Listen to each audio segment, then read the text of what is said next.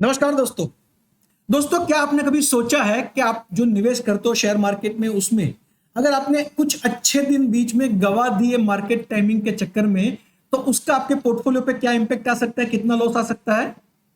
दोस्तों, मैं जिगर पारेख आपका स्वागत करता हूं और आज इस वीडियो में हम देखेंगे कि आपका जो निवेश का जर्नी है उसमें बीच में कुछ अच्छे दिन अगर मार्केट के आपने गवा दिए तो उसका क्या इंपैक्ट आएगा। बात की शुरुआत करें उससे पहले मैं रिक्वेस्ट करूंगा, प्लीज सब्सक्राइब करिए चैनल को और बेल बटन को हिट करिए ताकि आपको मेरे आने वाले सारे वीडियोस के नोटिफिकेशन रेगुलरली मिलते रहे।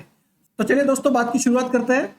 यहां पे एक एग्जांपल मैं आपको देना चाहूंगा। 17 साल का इन्वेस्टमेंट का एक कैलकुलेशन दिखाने जा रहा हूं, सेंसेक्स का और कुछ म्यूचुअल फंड स्कीम का, और उसके जरिए मैं मेरा जो पॉइंट है आज आपके सामने रखने की कोशिश कर रहा हूं। और आपको ये बात कैसी लगी, लॉजिकल लगी या नहीं लगी, वो आप कमेंट बॉक्स में जरूर बताइएगा। मैं 17 साल का जो पीरियड ले रहा हूं वो है 1 जनवरी 2003 से 29 दिसंबर 2020। 17 साल का पीरियड। जनवरी की शुरुआत मैंने की है 2003 से अपने कैरियर की अप्रोक्सीमेटली, और वो मैं जो बात कर रहा हूँ मैं पार्ट टाइम जॉब की बात कर रहा हूँ। Part time job finance industry में स्टार्ट किया था उस टाइम पे। तो उस टाइम पे अगर सेंसेक्स में 1 लाख रुपए किसी ने इन्वेस्ट कर दिया तो सेंसेक्स को एक शेयर मान लो और उसका जो इंडेक्स का वैल्यू है उसको प्राइस मान लो। तो आज का वैल्यू कितना होता? आज का वैल्यू होता 14,04,467 रुपए अगर स्टे इन्वेस्टेड रहा होता, यानी कि अब तक मैंने पैसा विड्रॉ ही नहीं किया, एज इट इज रखा, कुंभकर्ण के जैसे मैं सो गया। उसके विपरीत दूसरा कैलकुलेशन कि ये 17 जो साल है उसमें कुछ अच्छे दिन थे, कुछ बुरे दिन थे। अच्छे दिन यानी कि मार्केट जब नेगेटिव बंद है, जिस दिन डाउन गया उसको कह देते हैं बुरे दिन, और जब मार्केट पॉजिटिव बंद आया, ऊपर की तरफ बंद आया, उसको कह देते हैं अच्छे दिन। तो अच्छे दिन और बुरे दिन को हम दो हिस्सों में डिवाइड कर देते हैं। 17 साल, 17 साल, और उसमें भी जितने दिन मार्केट ओपन था, यानी कि मान लीजिए अप्रोक्सीमेटली अगर 250 दिन मार्केट ओपन रहता है साल में, तो 250 मल्टीप्लाइड बाय 17, इतने दिन मार्केट ओपन था, उसमें से अच्छे दिन निकाल लिए। और उसमें से भी अच्छे से अच्छे 2 दिन मैं ढूंढ लेता हूं। कौन से 2 दिन है जब शेयर मार्केट में सेंसेक्स नाम का इंडेक्स सबसे ज्यादा बढ़ा था, परसेंटेज रिटर्न सबसे ज्यादा दिया था।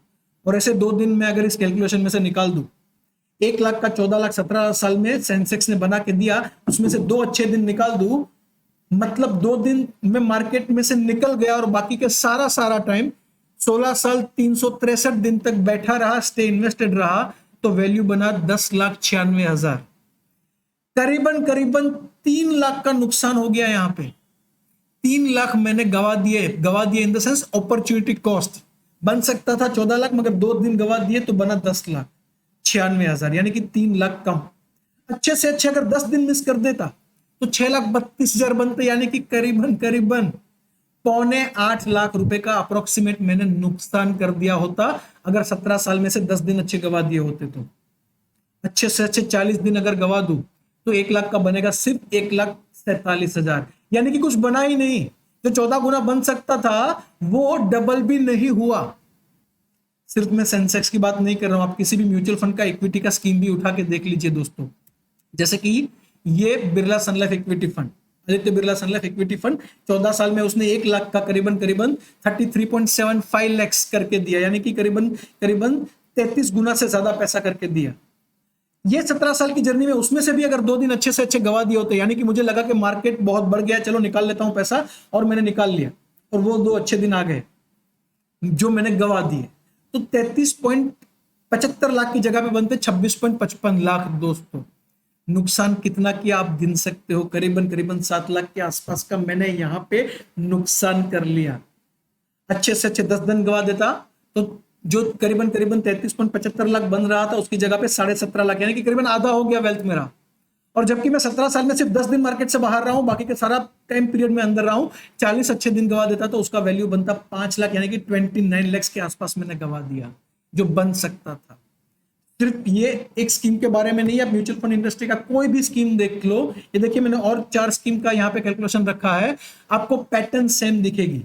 मैं ये नहीं कह रहा हूं कि ये सारे दिन गवा देंगे, मैं ये नहीं कह रहा हूं कि ये सारे दिन आप गवा देंगे, बट दोस्तों अगर आप बार बार मार्केट टाइमिंग कर रहे हो, तो डेफिनेटली ये जो अच्छे दिन है उसमें से कुछ गवाने की जो संभावना है ना, वो आपकी काफी बढ़ जाती है। मैं ये नहीं कह रहा हूं मार्केट से प्रॉफिट बुक मत करो, 17 साल में एक बार भी प्रॉफिट बुक मत करो, ये मैं नहीं कह रहा हूं।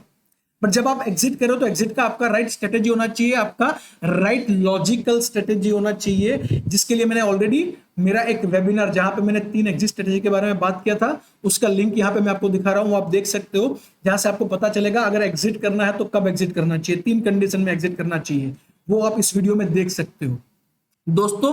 बट उसके अलावा बार बार मार्केट टाइमिंग करना, यानी कि साल में 10 बार खरीदना 10 बार बेचना, ये पोर्टफोलियो के लिए आपके लिए इतना फायदेमंद नहीं है, हानिकारक ज्यादा है। ये तो था थियोरेटिकल डिस्कशन। इसका मतलब ये नहीं है कि आप जब मार्केट में गएंगे मार्केट से प्रॉफिट बुक करके निकलेंगे तब अच्छे दिन आ ही जाएंगे, मिस कर ही देंगे। बट ये थियोरेटिकल जो मैंने आपको गिनती दिखाया, इससे मैं कुछ प्रैक्टिकल कंक्लूजन पे पहुंचा, वो आपके साथ शेयर कर रहा हूं। प्रैक्टिकल कंक्लूजन नंबर 1, ये जो रिटर्न बना है 17 साल में, यानी कि सेंसेक्स ने 14 गुना पैसा करके दिया, ये या तो फिर म्यूचुअल फंड की कंपनी ने 22 गुना, या तो 31 गुना, या तो 33 गुना पैसा करके दिया। ये जो रिटर्न है वो एक्चुअल में 17 साल का है ही नहीं, बीच के कुछ दिनों का ही रिटर्न है। Would you agree? आप अपना मंतव्य मुझे चैट बॉक्स में कमेंट में प्लीज बताइएगा। फिर से बता रहा हूं, ये 17 साल का रिटर्न नहीं है, बीच के कुछ दिनों का ही रिटर्न है, बीच के कुछ दिनों का ही रिटर्न है। दूसरा कंक्लूजन जो मैं पूछने जा रहा हूं आपको, ये 17 साल में से ये अच्छे 40 दिन कौन से होने वाले हैं, राइट? वो मुझे प्रेडिक्ट करना है, तो ये इम्पॉसिबल है, डिफिकल्ट नहीं, इम्पॉसिबल है। 17 साल के अंदर अच्छे 40 दिन कौन से होने वाला है, ये प्रेडिक्ट करना नामुमकिन है। एग्री? तीसरा कंक्लूजन, आने वाले 5 साल 10 साल या 15 साल के लिए मैं अगर निवेश करने वाला हूं तो उसके अंदर भी ये पैटर्न होगा कि बीच के कुछ ही दिन महत्वपूर्ण होंगे जो रिटर्न देंगे, बाकी का मार्केट का पीरियड या तो फ्लैट रहेगा या तो डाउन टर्न में रहेगा। एग्री? फाइनल कंक्लूजन, अगर हम बार बार मार्केट टाइमिंग करेंगे, साल में 10-12 बार हम खरीदेंगे बेचेंगे, या तो साल में 2-3 बार भी खरीदेंगे बेचेंगे, तो भले ये सारे अच्छे दिन ना गवा दे, बट ये अच्छे दिन जो है 40-50, उसमें से काफी दिन गवाने की हमारी जो संभावना है वो बढ़ जाती है। Would you agree? Please type your opinion in the chat box और कमेंट बॉक्स, राइट? बिकॉज मैं स्ट्रांगली बिलीव करता हूं कि इक्विटी जो है ना, इक्विटी में निवेश करके आपको वेल्थ क्रिएट करना है, तो उसका जो जर्नी है वो बहुत बोरिंग है। निवेश करो 5 साल 7 साल 10 साल के लिए, भूल जाओ। मैं ये नहीं कह रहा हूं प्रॉफिट बुक नहीं करना चाहिए, ऑलरेडी प्रॉफिट कब बुक करना चाहिए उसका मैंने ऑलरेडी वीडियो बनाया हुआ है, राइट? बट वो लॉजिकल, उसके पीछे रीजन होना चाहिए। वो लॉजिकल रीजन या तो आपके फाइनेंशियल गोल पे आधारित होना चाहिए, या तो मार्केट वैल्यूएशन पे आधारित होना चाहिए। बट बार बार मार्केट ऊपर नीचे जा रहा है, हम टीवी देख रहे हैं, टीवी में कोई एक्सपर्ट आके बोल रहा है कि मार्केट अच्छा लग रहा है, बुरा लग रहा है, निफ्टी का टारगेट ये है, ऊपर जाएगा नीचे जाएगा, तो ये बातें सुन के बार बार प्रॉफिट बुकिंग एंट्री नहीं करना चाहिए, ये आपके फायदे में नहीं है। अंत में इतना कहना चाहूंगा, time in the market is much more important than timing the market. Time in the market is much more important than timing the market. तो प्लीज मार्केट को टाइम दीजिए, टाइमिंग बार बार मत कीजिए। और अगर आपको ये बात लॉजिकली लगी, अच्छी लगी, तो प्लीज इस वीडियो को शेयर करिएगा, लाइक का बटन हिट करिएगा, सब्सक्राइब नहीं किया है अब तक तो प्लीज चैनल को सब्सक्राइब करिएगा। जल्दी मिलेंगे एक नए वीडियो के साथ, तब तक कमेंट बॉक्स के अंदर आपका व्यू बताइए और कौन से टॉपिक पे आप नेक्स्ट वीडियो देखना चाहते हो हमारे चैनल पे, वो भी शेयर करिए। तब तक के लिए अलविदा। म्यूचुअल फंड निवेश बाजार के जोखिमों के अधीन है। योजना से जुड़े सभी दस्तावेजों को ध्यान से पढ़ें।